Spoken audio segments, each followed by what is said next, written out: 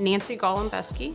I'm the controller at Duolingo. When I interviewed, one of the questions my now manager had asked me was, if you could do anything differently during an IPO, what would you do? I would use Workiva. Like, I would not do the old, like the printer style. I would use Workiva and have Workiva up and running before we even did it. I went through an IPO without Workiva. It was not fun. It's 20 whatever, and like we're like manually adding with a calculator. You're sending like a marked up version back to the printer, and then the printer overnight sends you an updated version.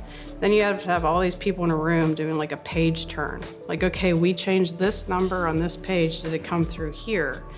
But still, like, even that, it's just natural to miss things. When we did it with Duolingo, like, you didn't have that because it was in Workiva. For us, the night before, like, we were at like a happy hour and we're like, okay, pricing set, update the number, done. We have our internal counsel, our external counsel, our investor relations is in there, the CFO is in there.